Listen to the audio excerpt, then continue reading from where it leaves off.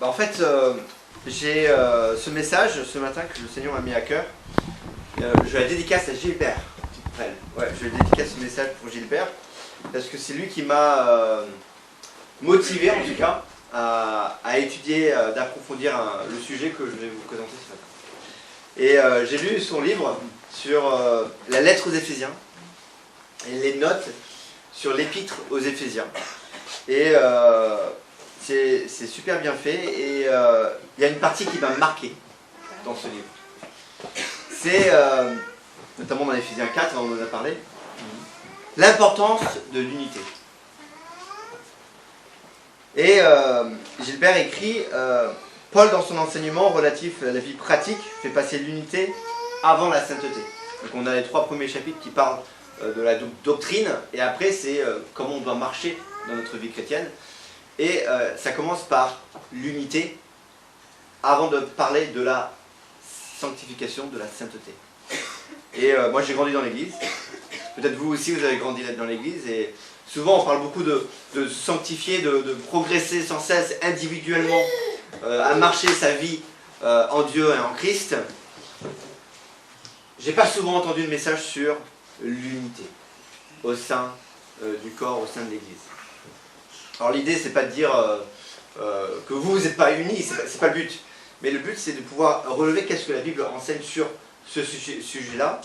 Et mais en fait c'est le livre de Gilbert qui m'a vraiment motivé à étudier. Le but c'est pas de prêcher ce qu'il a écrit, mais c'est principalement d'étudier en profondeur sur ce thème-là.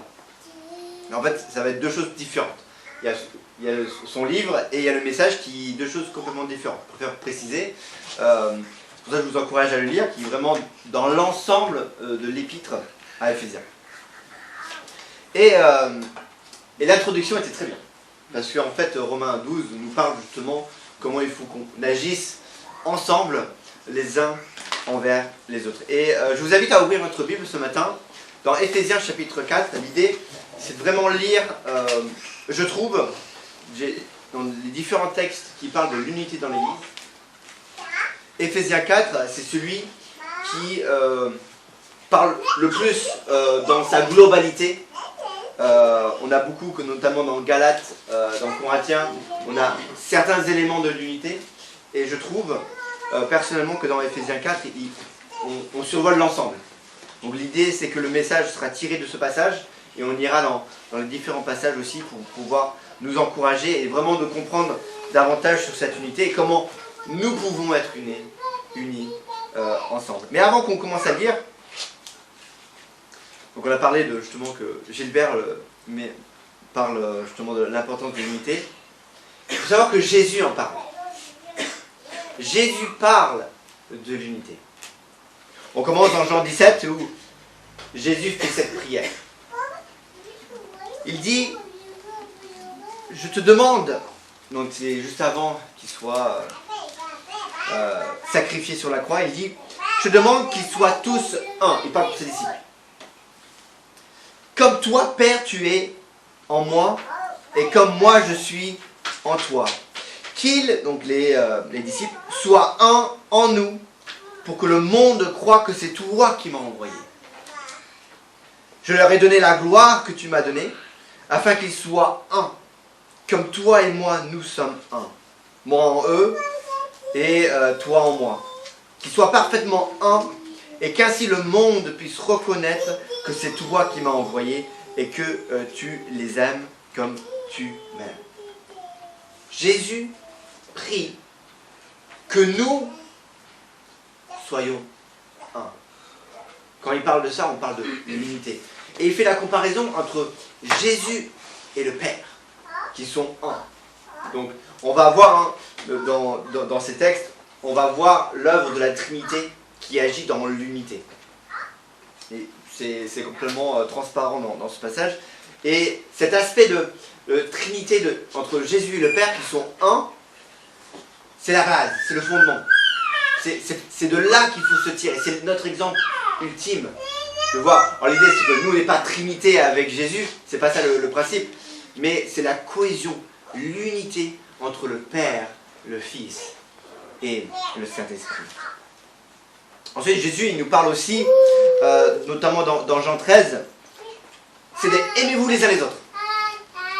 Si vous vous aimez les uns les autres, ça va démontrer au monde que vous êtes mes disciples. C'est la preuve.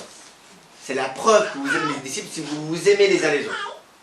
Alors quand il y a l'amour entre les uns les autres, notamment dans Romains 12, il y a cette forme d'unité. Ensuite, Matthieu 12, Jésus, il parle de division. En fait, les pharisiens critiquent Jésus en disant non mais c'est par Satan qui chasse les démons. Il leur dit mais si Satan chasse Satan, si la maison est divisée, elle ne peut pas régner. Son royaume est divisé. Donc Jésus, connaissant leurs pensées, leur dit tout royaume divisé contre lui-même est dévasté. Et toute ville ou maison divisée contre elle-même ne peut pas subsister. On sait que l'Église subsistera pour toujours. Mais l'unité forge justement que ça puisse subsister pour toujours. Cette unité-là. Et il fait la comparaison entre une division. Alors c'est horrible, et je pense que Gilbert, avec son expérience, a pu voir des églises divisées, qui se sont séparées. Et il n'y a rien de pire de voir des chrétiens qui se séparent, qui forment peut-être deux églises différentes, mais la division au sein d'une assemblée, c'est quelque chose de terrible, et qui fait aussi souffrir. C'est pour ça que l'unité est quelque chose de très important pour qu'on ne soit pas divisé. Et ensuite, pour finir, c'est pas Jésus, mais c'est Paul qui parle que Christ est le chef de l'homme, et de même Christ est le chef de l'Église. L'homme est le chef de la femme, et le chef de Christ, c'est Dieu le Père. Donc il y a cette comparaison qu'il y a la responsabilité. Donc on sait que Jésus est la tête de l'Église, que l'Église c'est le corps, et on va le voir, on va aller en plus dans le détail. Et on a cette association de le chef, mais ils sont un. Pareil, dans Galates 3, il nous parle que nous sommes unis à Jésus-Christ. Vous êtes tous un. Que c'est Jésus qui nous unit ensemble. Donc, Jésus parle de l'unité, prie qu'on soit unis, qu'on soit un. L'unité dans une assemblée, même locale, est quelque chose de très important, et c'est le sujet de ce message. Alors l'idée, je ne vais pas prendre le temps de creuser dans toutes les diffusions, parce qu'à fur et à mesure qu'on creuse, on se dit, waouh, il y a plein de choses à voir.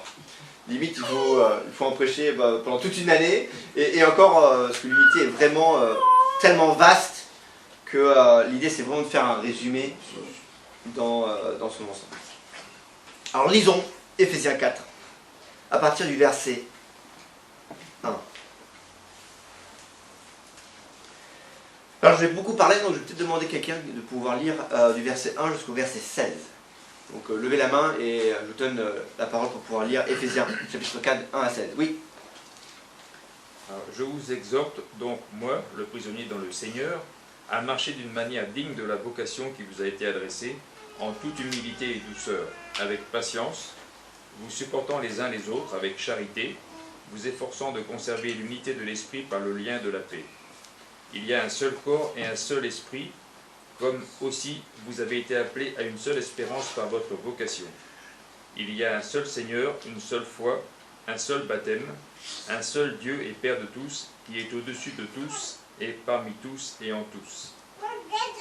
Mais à chacun de nous, la grâce a été donnée selon la mesure du don de Christ. C'est pourquoi il est dit, étant monté en haut, il a emmené des captifs, et il a fait des dons aux hommes.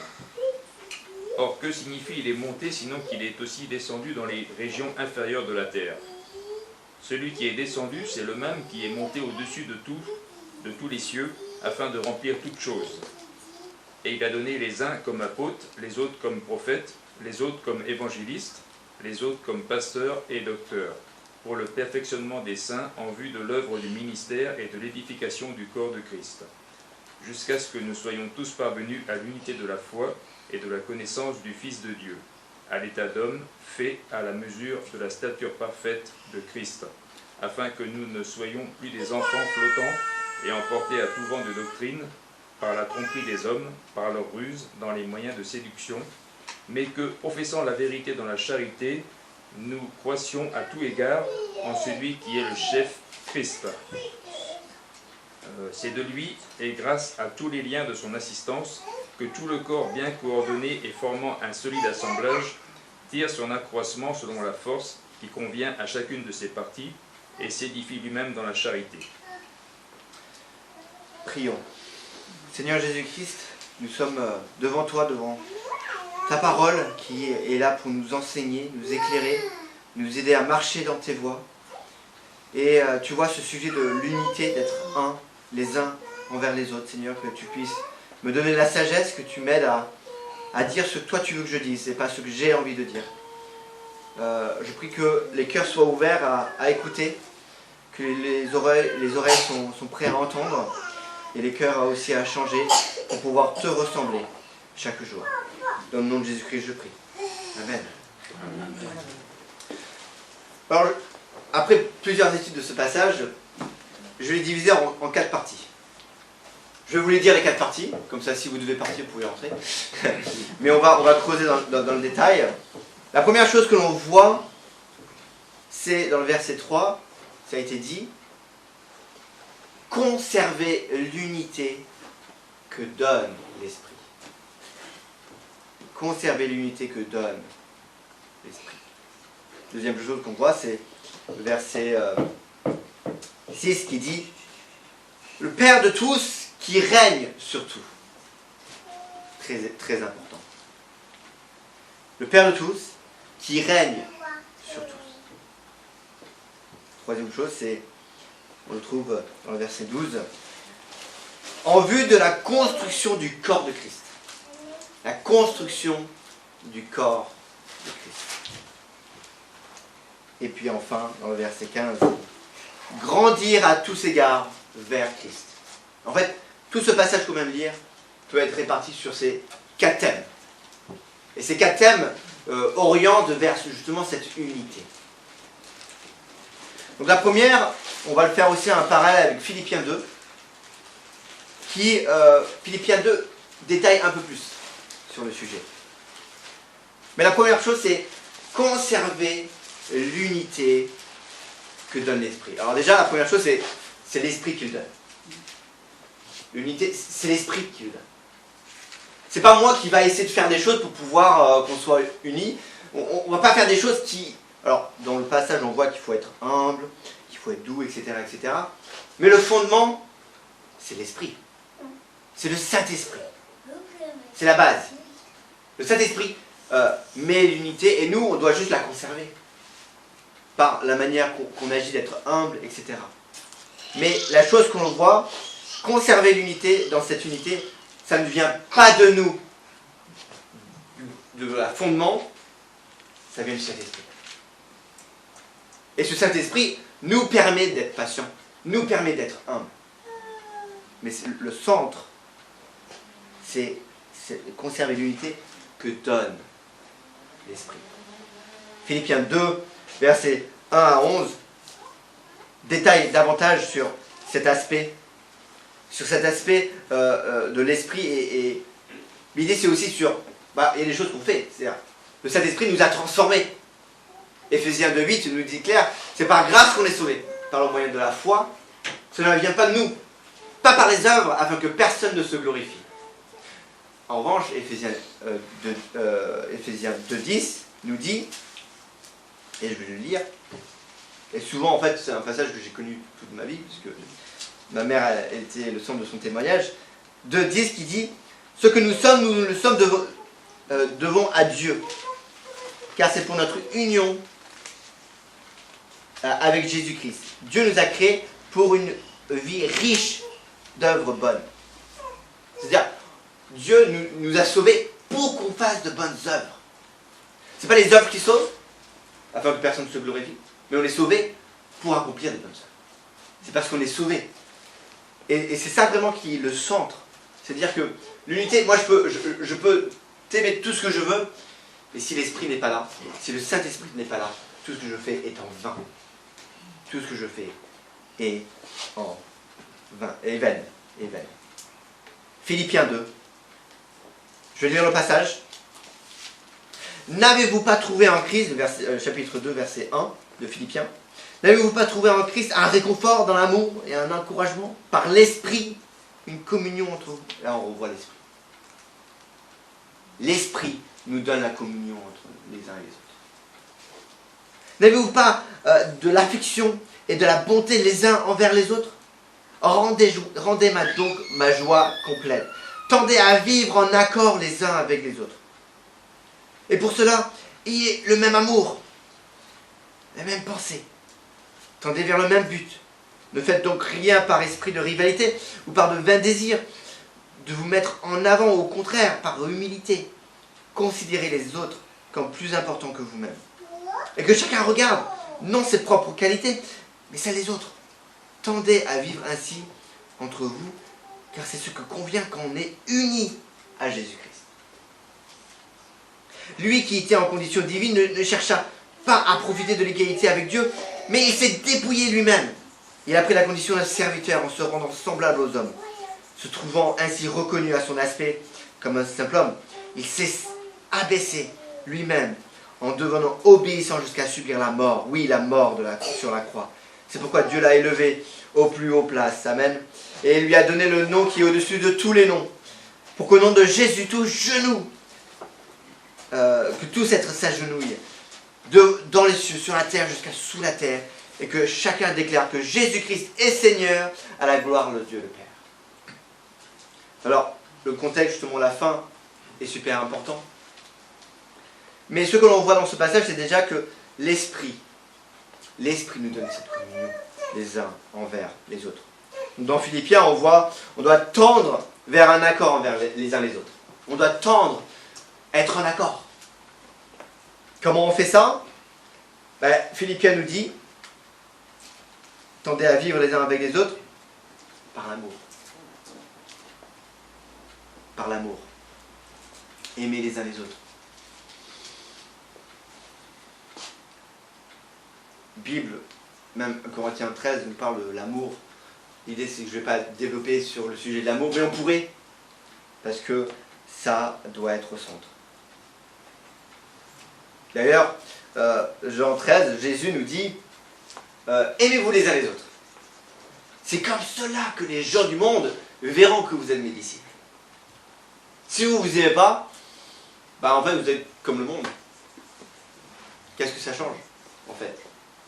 Quand on regarde, que ce soit la politique ou même le monde professionnel, ou peu importe, des associations aussi, où les gens en fait se chamaillent parce qu'ils veulent avoir leur bout de terrain de l'association ou autre, ils ne s'aiment pas les uns les autres.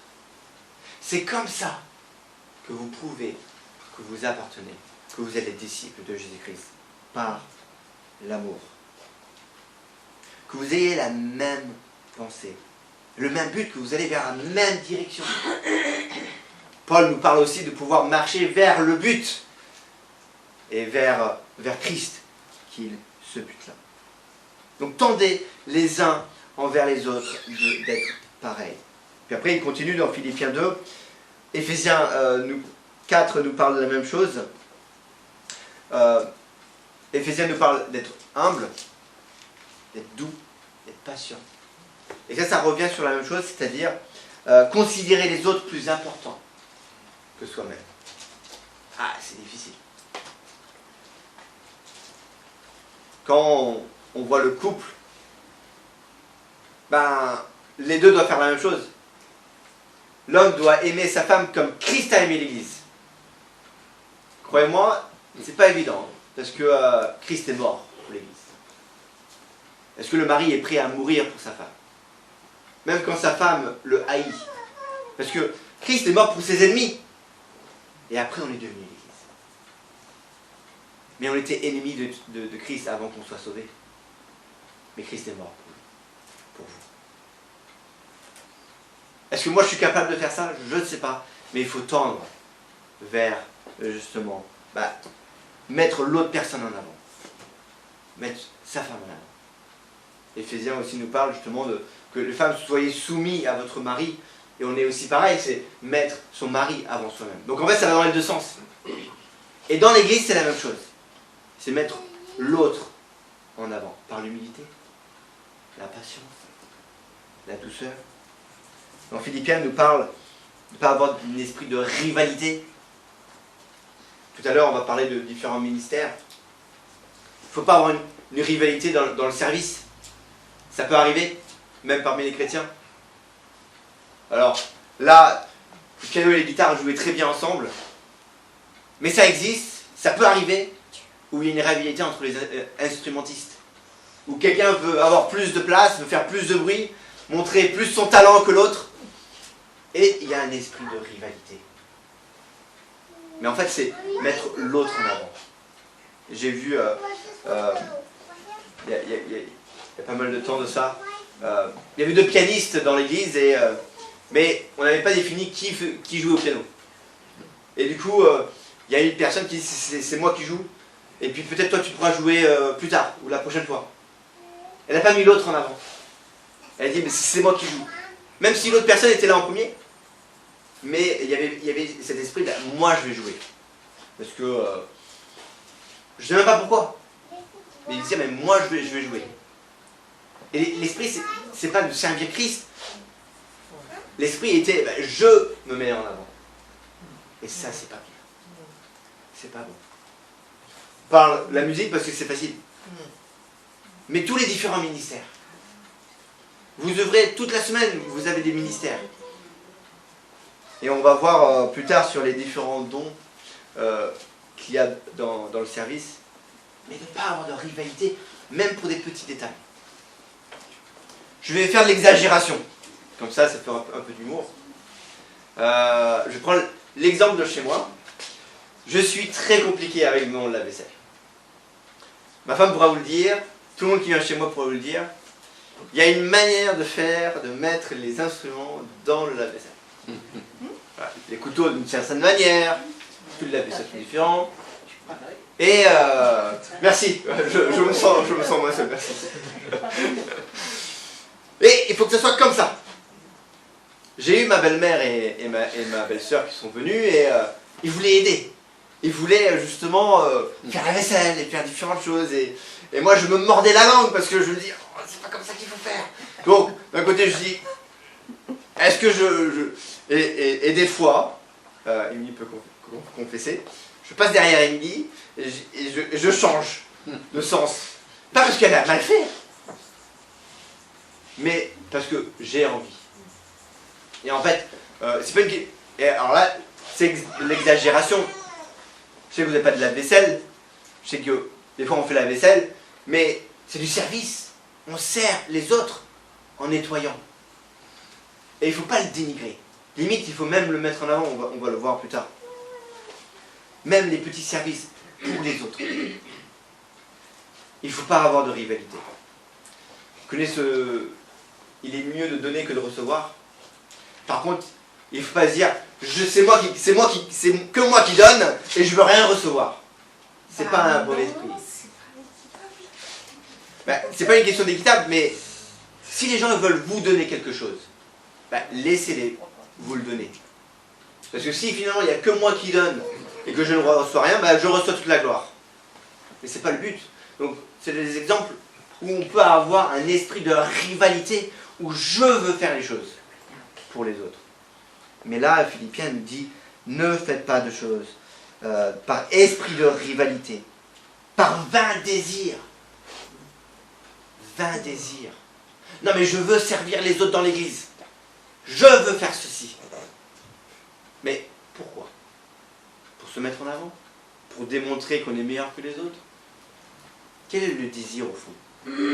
Est-ce que c'est en se soumettant aux autres, en tant que serviteur des autres? Et Philippiens nous parle justement de cette humilité. Considérer les autres comme plus importants que soi. Et ça équivaut pas que dans les choses de tous les jours, mais dans le service. Tout le temps. Et après, on voit dans Philippiens de prendre l'exemple de Jésus-Christ. Bon courage. C'est pas facile. Moi, le premier, je peux le dire. Ce n'est pas facile. Verset 5 nous dit, tendez à vivre ainsi entre vous, qu'à ceux qui ont bien quand on est uni à Jésus-Christ. Et il démontre qu'est-ce que Jésus-Christ a fait. Il n'est pas venu sur cette terre en disant « Je suis divin, adorez-moi ». Non.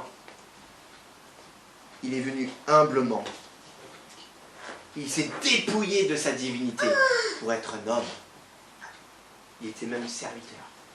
Vous connaissez ce dernier souper où Jésus enlève sa veste et commence à laver les pieds des disciples. Et Pierre, non, tu ne peux pas faire ça.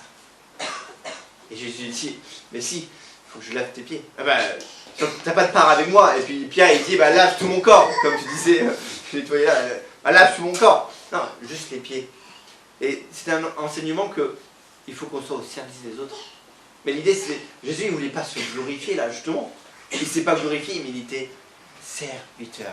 Non seulement il était serviteur, il s'est abaissé jusqu'à la mort. Sur la mort sur la croix. Mais Jésus est ressuscité, amen.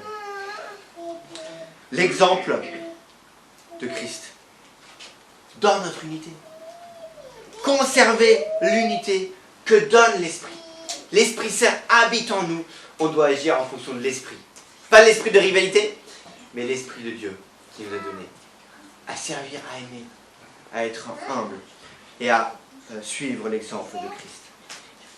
Conserver l'unité. Donc là, on est sur l'aspect où il faut agir, mais on ne peut pas agir sans le Saint-Esprit. Je fais le premier point. Je vais essayer d'aller. Il y a certains points qui sont un peu plus courts, mais ça, il est très important.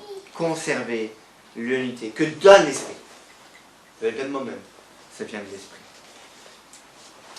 Quand on revient dans Éphésiens 4, versets 4 à 6, il parle justement qu'il y a un seul corps, un seul esprit, une seule espérance, un seul Dieu, un seul Seigneur, une seule foi. Et là on voit à la fin, il parle, il y a un seul Dieu et Père de tout, qui règne sur tout, qui agit partout et qui est en tout. Si Dieu ne règne pas dans votre vie, il y a pas, vous ne pouvez pas être unis avec le corps de Christ. Il faut que le Père règne. Et c'est l'évangile. L'évangile, c'est quoi? C'est je me soumets à Dieu. Je suis pécheur. Et sans Dieu, je ne suis rien. Je m'humilie devant Dieu et je veux quoi? Je veux que Dieu règne dans ma vie. Vous connaissez cette image?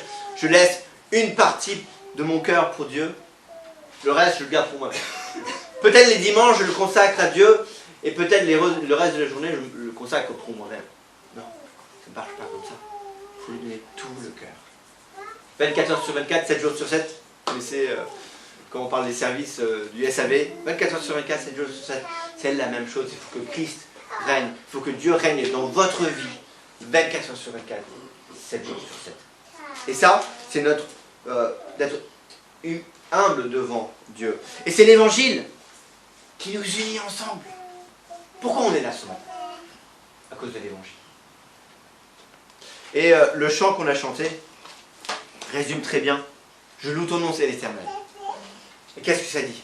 Ça dit, tu viens du ciel sur la terre, montrer la voie de la terre jusqu'à la croix, de la croix jusqu'au tombeau, du tombeau jusqu'au ciel. On était séparés de Dieu à cause de notre péché.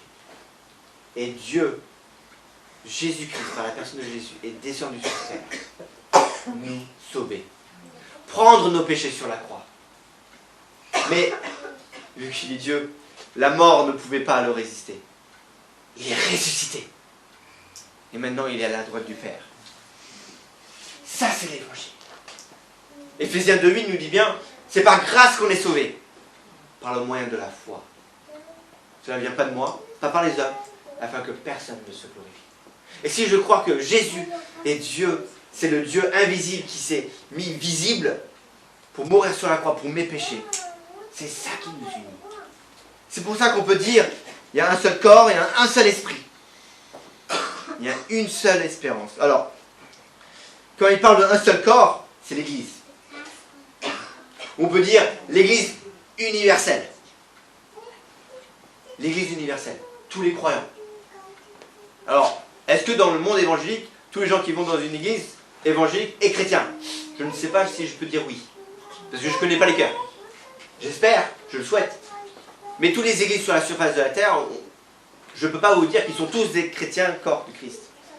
Il faut vraiment, par l'Esprit, être baptisé par l'Esprit. C'est ce que je vais dire après.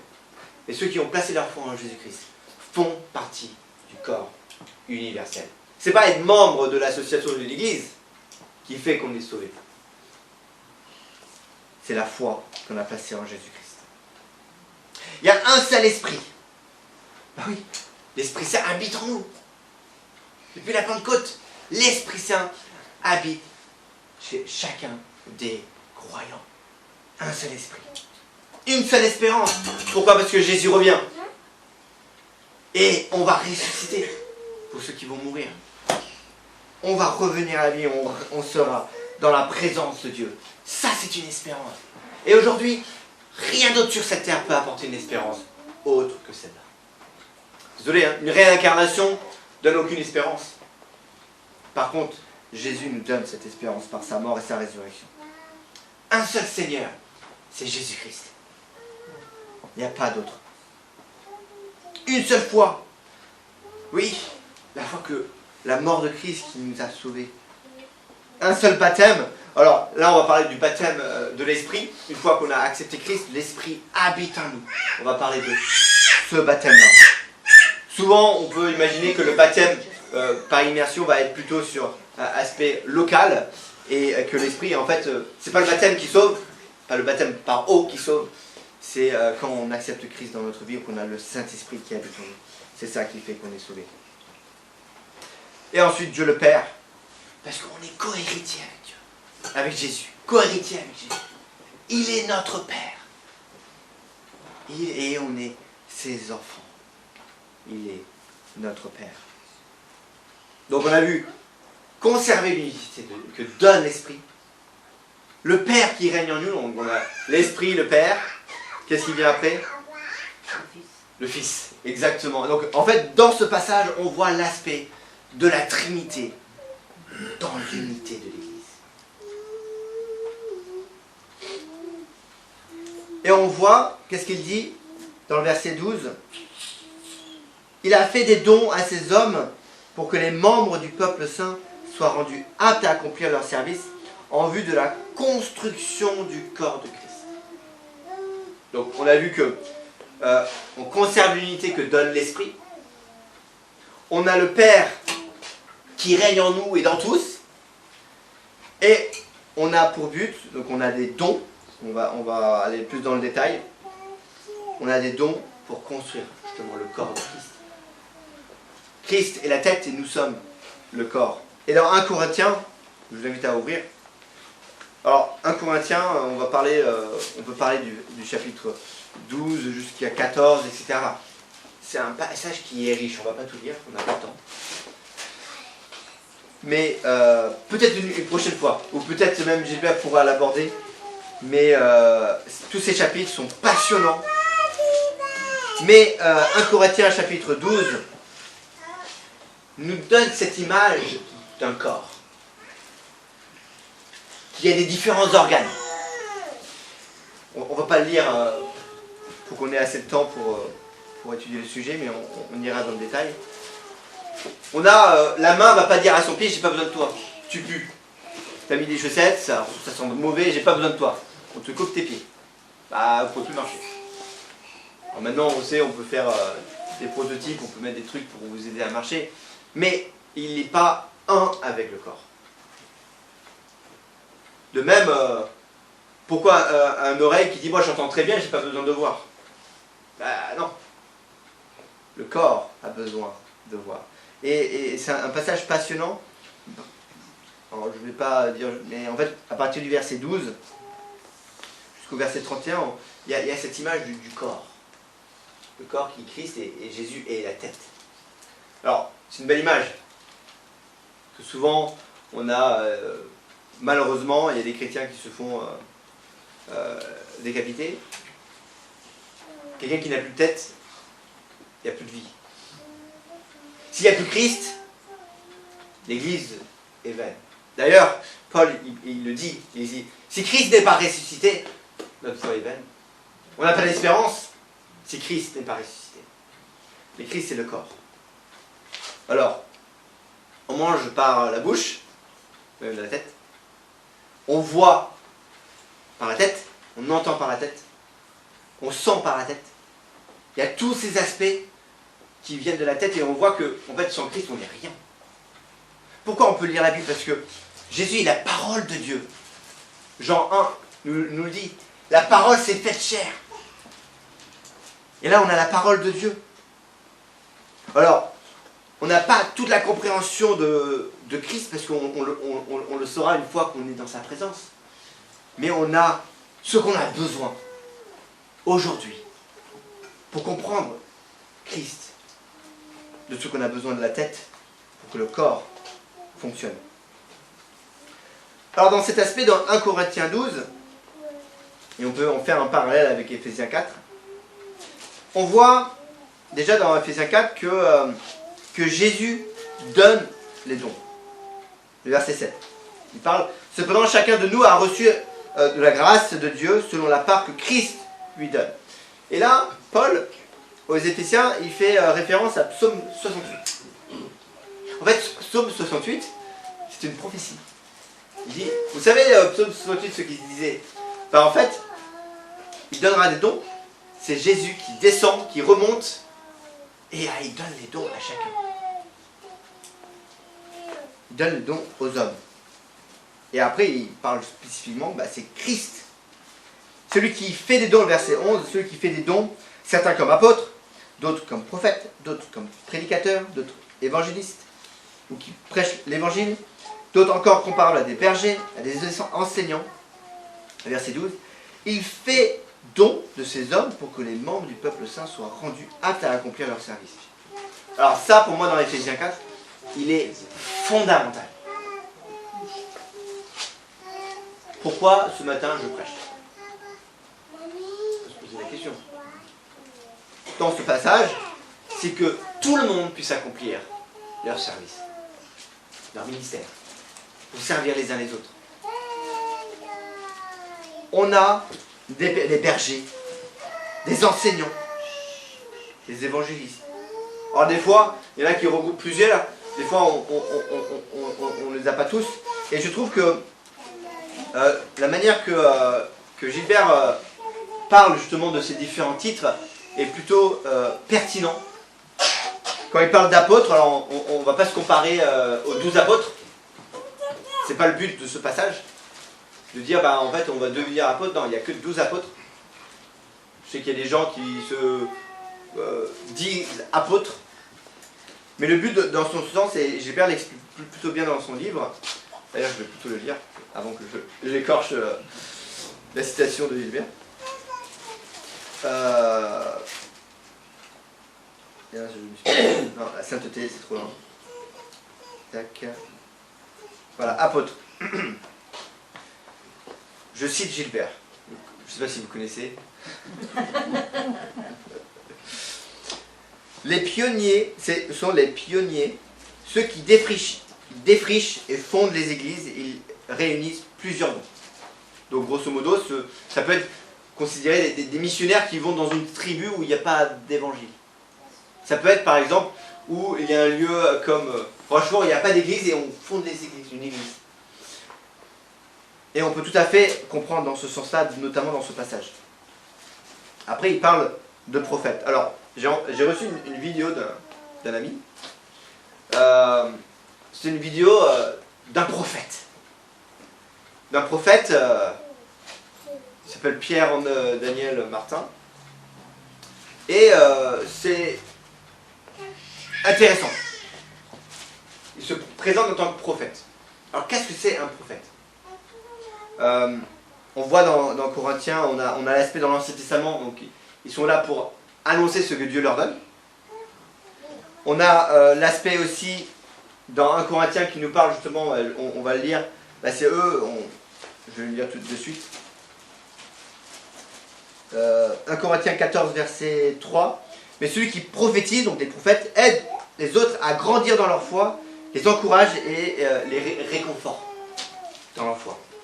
Donc j'ai écouté cette vidéo. Alors moi, je suis toujours curieux d'entendre ce que les gens ils ont à dire. Et ça m'a frappé que la personne s'éloignait de la Bible en prenant des textes tirés par les cheveux, parce que quand on regarde les contextes de chaque passage, et commençait à dire un peu son avis. Alors peut-être il a vu des anges, etc. Peut-être. Est-ce que ce sont des anges de Dieu? Est-ce que le diable peut se transformer en être de lumière? Il faut être vigilant. Est-ce qu'il y a des révélations qui peuvent arriver? Je ne veux pas l'ignorer. Ça peut. Par contre, il faut, comme Paul nous dit, que s'il y a des esprits, il faut les travailler en disant est-ce que c'est un esprit qui vient de Dieu ou du diable? Et ça, il faut être très vigilant. Et donc cette personne qui se disait prophète commençait justement à expliquer un peu ses visions et ce qu'il a vu, etc.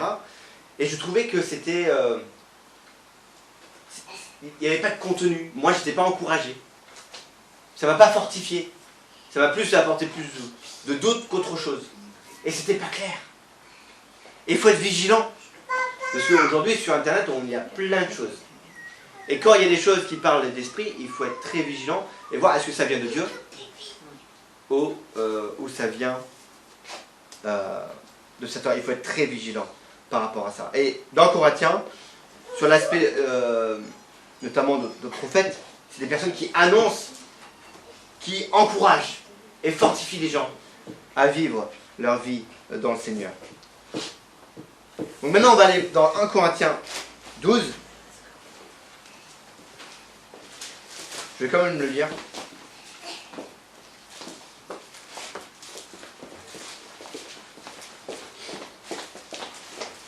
Je vais pas tout lire quand même. Je vais sauter la partie où il parle de l'exemple du corps, des organes. Je vais aller directement verset 28. Pour aller vraiment direct dans le détail de ça. 1 Corinthiens 12. Non, attends, excusez-moi. Non, je vais d'abord... Excusez-moi.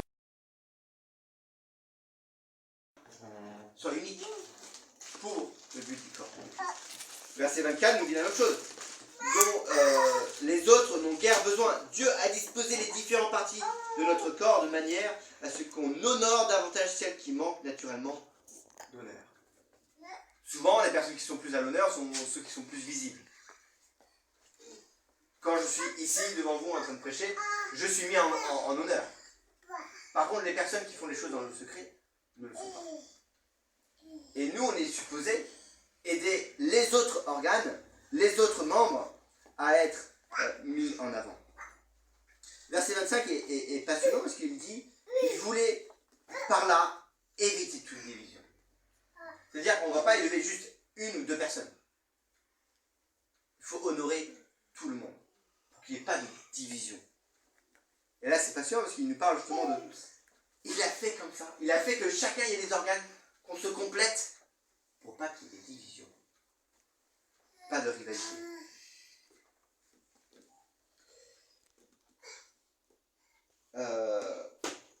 Pour continuer sur les évangiles, c'est ceux qui partagent l'évangile. Les bergers qui pèsent les brebis et enseignent sont associés aussi aux bergers. 1 Corinthiens 13 nous parle de l'amour. Que le don le plus excellent, c'est l'amour. Je peux avoir tous les dons les plus miraculeux du monde, mais si je n'aime pas, tout cela ne me sert de rien.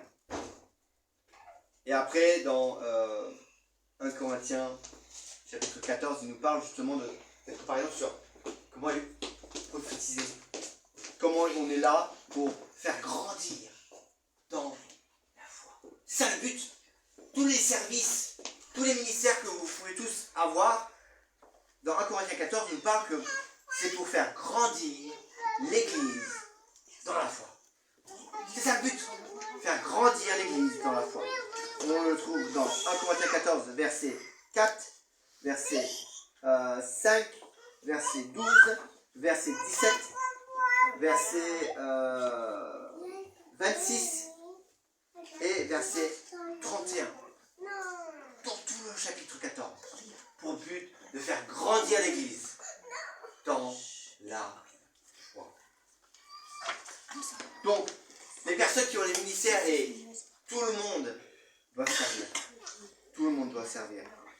On n'est pas tous appelés à faire la même chose. Parce que Dieu donne des dons particuliers différents les uns avec les autres et on se complète pour justement construire le corps et grandir systématiquement. En Romains 12, ça a été lu tout à l'heure, mais juste avant, il nous parle justement qu'il y a des gens qui sont donnés pour prophétiser et là, qui s'occupent de ça. Celui qui doit servir, il se concentre sur ça, il n'essaie pas de tout faire, il fait quelque chose de bien, il se concentre sur ça. Enseigner, encourager, donner, diriger, secourir. Et je pense qu'il n'y a pas de... c'est pas exhaustif, on peut plein de services. L'idée, c'est pas être quelque chose que la loi condamne, mais de servir les autres. Et le dernier point, verset Ephésiens 4, il nous dit de grandir à tout égard vers Christ. Tout à l'heure, c'est pour construire le corps de Christ. Et là, c'était une direction. C'est vers Christ. C'est ça notre but. Verset Ephésiens 4, verset 13 à 16. Le but est l'ultime de la foi et de la connaissance de Jésus, de Dieu. 2 Pierre 3, les derniers mots de Pierre, l'apôtre Pierre, qu'est-ce qu'il dit? Dernière recommandation. Dans le verset 18, il dit « Progressez sans cesse dans la grâce et dans la connaissance de Jésus. » C'est-à-dire que nous tous, ici, on ne connaît pas la personne de Jésus parfaitement. On a, à travers ce qu'on entend de la Bible, et encore, il y a plein de choses qu'on peut encore apprendre davantage dans la Bible. Mais une fois qu'on sera dans la présence de Christ, on le connaîtra parfaitement. Et l'idée, c'est de pouvoir grandir constamment à progresser dans la connaissance de qui est Christ. Ensuite, dans Ephésiens 4, il nous parle que l'homme a une tendance à suivre ce qui lui attire. Il parle d'être ballotté. Et si on est mature dans notre foi, on ne sera pas ballotté par la droite, par la gauche, par des gens qui disent tout et n'importe quoi. D'ailleurs, les êtres humains, quand on regarde la télévision, on ne croit pas tout ce qu'on nous dit. Quand on regarde les infos, heureusement, tout ce qu'il dit est vrai. Et on ne tombe pas dans le panneau, n'est-ce pas? Sauf qu'on entend tout et n'importe quoi. Et limite, on ne sait pas ce qui est vrai de ce qui est faux. On parle du conflit qui se passe, pour ne pas le nommer, au Moyen-Orient. Il y a deux camps. Il y a un camp qui dit ça, l'autre camp qui dit le contraire. Qu'est-ce qu'on croit? On ne peut pas savoir, on n'a pas la vérité. Par contre, concernant Christ, on a la vérité avec nous. Et s'il y a des personnes qui vous disent autre chose de ce qui est écrit dans la Bible, ne les croyez pas. Ne soyez pas ballottés. Grandissez dans votre foi. Et si on est unis et on se construit les uns les autres, on ne va pas être envie d'aller ailleurs et écouter autre chose. Christ est notre source de croissance. Christ est notre source de croissance. Donc, j'ai fini mes points. Dans Ephésiens 4, on voit sur l'aspect de l'unité de Christ, on a conservé l'unité que donne l'Esprit. On l'a vu, c'est à travers l'amour, l'unité de la différence. Mais l'unité nous vient de l'Esprit. Le Père de tous qui règne en tous. Et si on n'est pas soumis à Dieu, forcément on ne veut pas être unis ensemble. Et après on parle de la construction.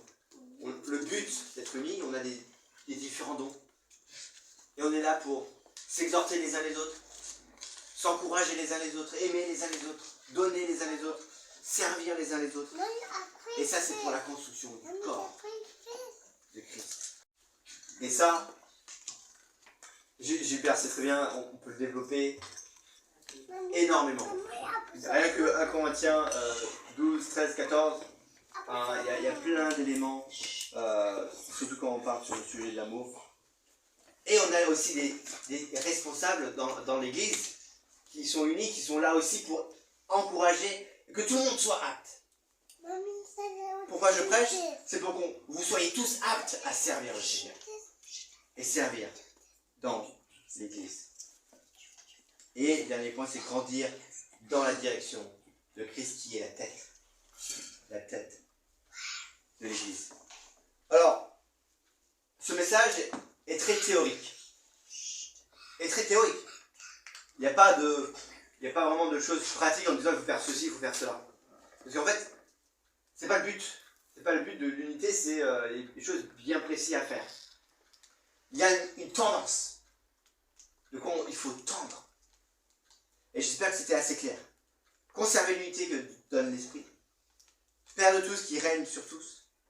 Construire le corps de Christ avec les différents dons. Et grandir à tout égard vers Christ. Mais je voudrais conclure avec une dernière chose pratique.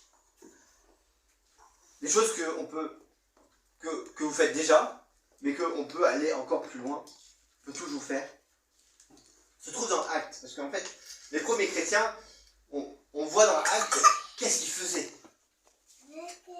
La première chose que l'on voit, on ne va pas le lire, mais la première chose qu'on voit, c'est qu'ils se sont retrouvés et qu'est-ce qu'ils faisaient? Ils priaient. Les chrétiens se retrouvaient, ils priaient ensemble. Et là, le Saint-Esprit est descendu. Mais ils ont continué à prier.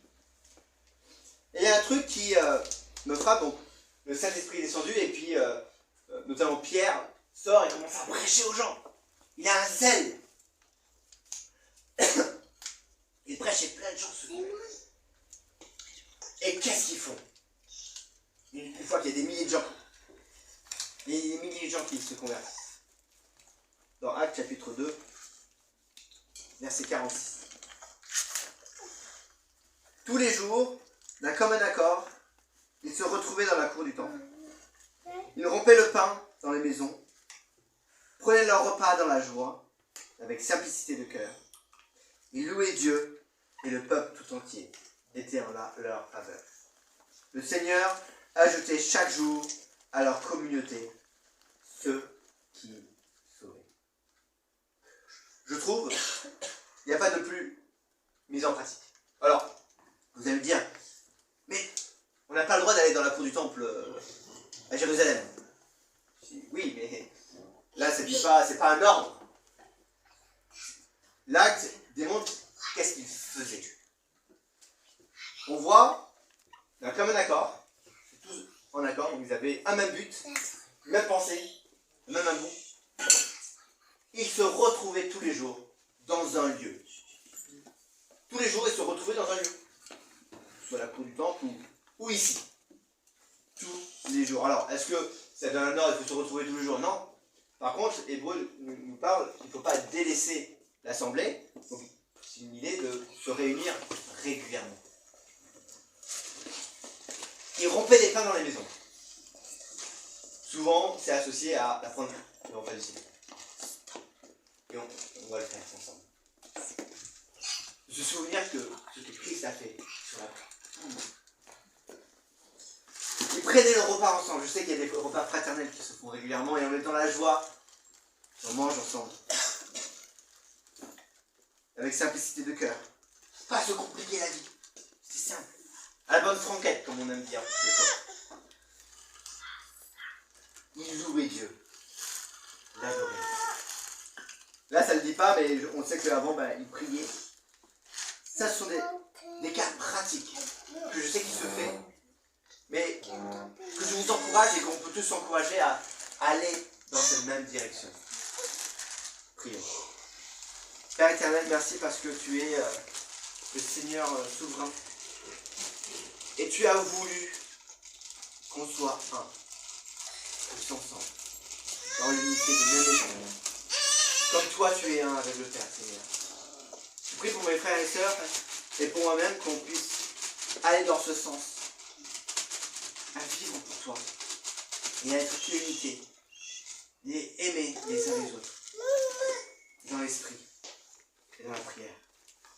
Dans le nom de Jésus-Christ, je prie. Amen.